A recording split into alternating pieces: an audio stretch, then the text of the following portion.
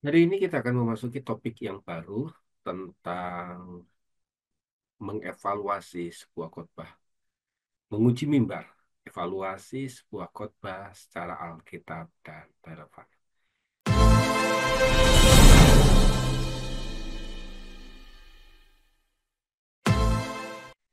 Banyak orang yang berasumsi bahwa selama khotbah itu disampaikan oleh seorang pendeta pasti benar dan cukup baik.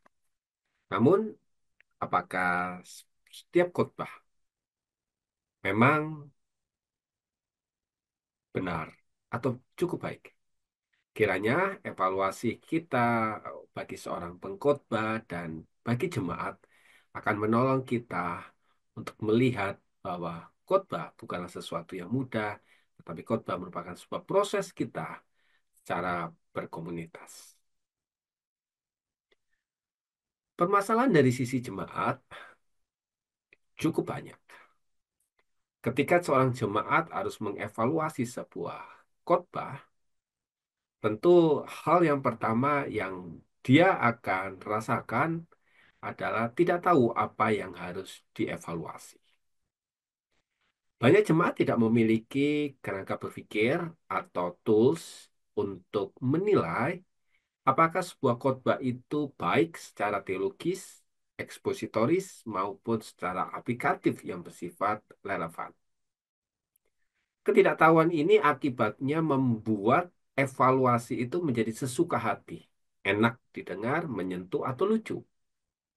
Nah, ketidaktahuan ini harus kita pahami sebagai bentuk dari memang bukan bidangnya. Seorang jemaat harus bisa mengevaluasi.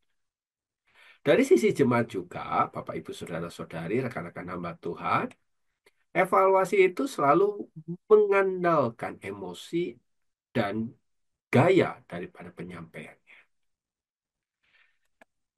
Jemaat mudah tertipu oleh gaya bicara yang komunikatif, menarik, atau di dalam khotbahnya tersebut mengandung banyak kisah-kisah yang menyentuh hati tanpa menguji isi dan kebenaran khotbah. Ini yang harusnya menjadi polemik. Ketika seorang ditanya kepada seorang pendetanya, gembala jemaatnya bertanya kepada jemaatnya, kalau yang disampaikan itu menarik, komunikatif, mudah dimengerti, tanpa harus menguji isi kebenaran dan kebenaran khotbahnya, kebenaran isi apa yang dimaksud oleh Alkitab, maka dikatakan bahwa khotbah itu baik.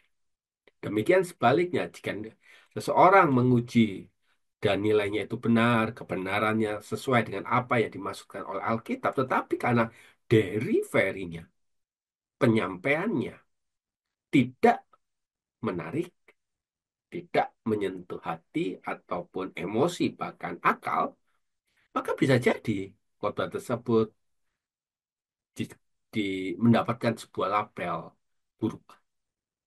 Nah, Bapak Ibu Saudara-saudari, seorang jemaat juga selain daripada tidak tahu apa yang dievaluasi, evaluasinya ketika ditanya itu lebih mengarah kepada sifat yang emosional.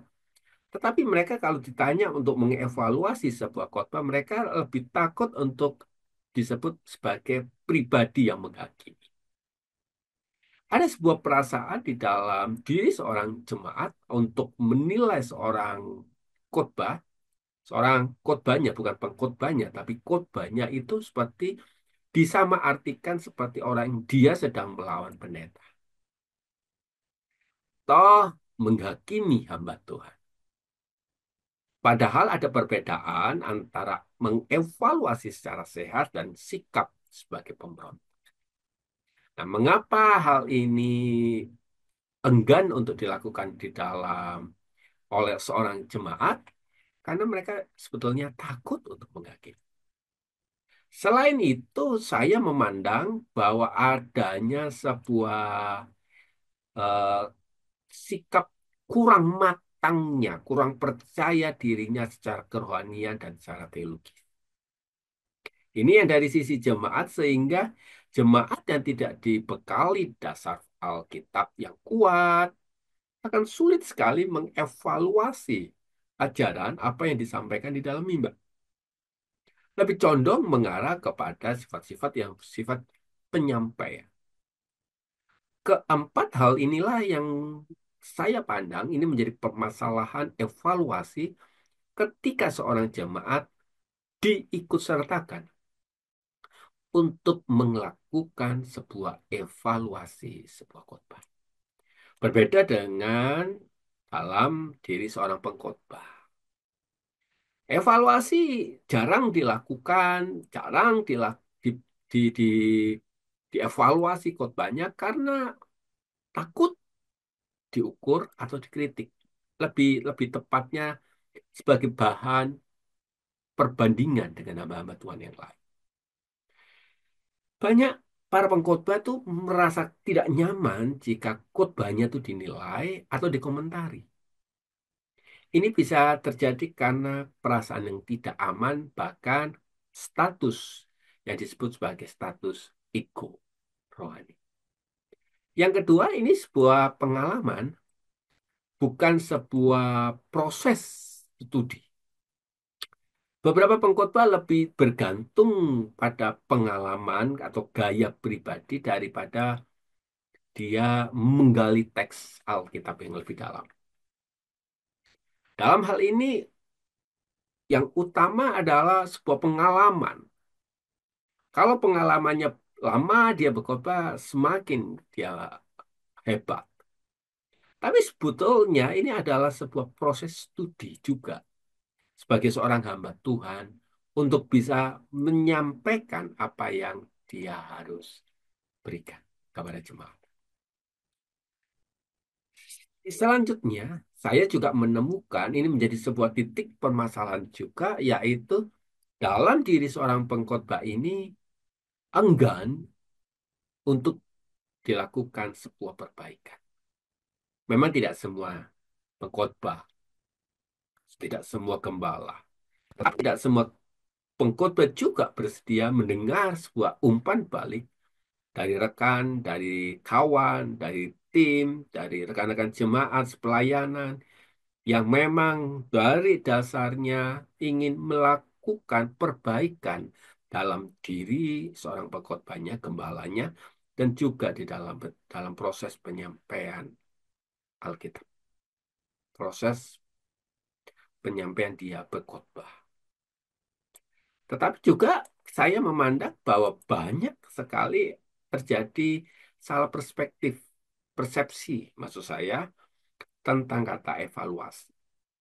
Evaluasi, kalau di dalam diri seorang jemaat disebut eh, menghakimi, tetapi evaluasi di dalam diri seorang pengkhotbah itu untuk mencari sebuah kesalahan. Ini yang harusnya dibenahi di dalam kita melakukan evaluasi sebuah khotbah. Tentu kesalahan umum antara jemaat dan pengkhotbah selain di dalam masalah pribadinya jemaat dan pengkhotbahnya, saya memandang bahwa tidak ada lagi budaya evaluasi yang sehat.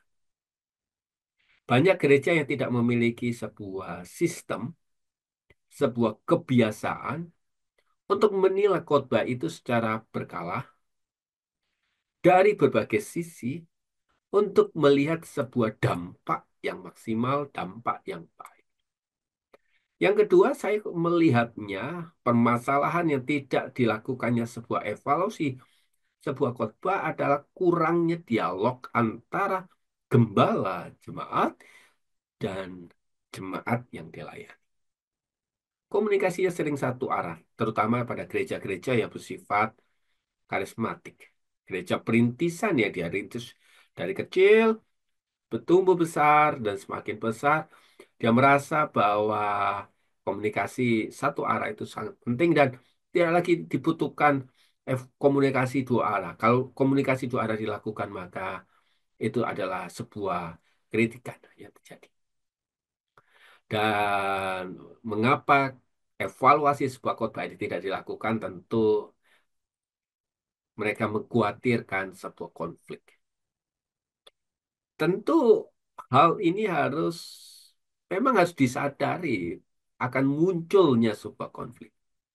Tetapi motivasi kita melakukannya itu harus kita pandang sebagai bentuk penyampaian firman Tuhan yang membuat jemaat itu semakin cinta kepada Tuhan.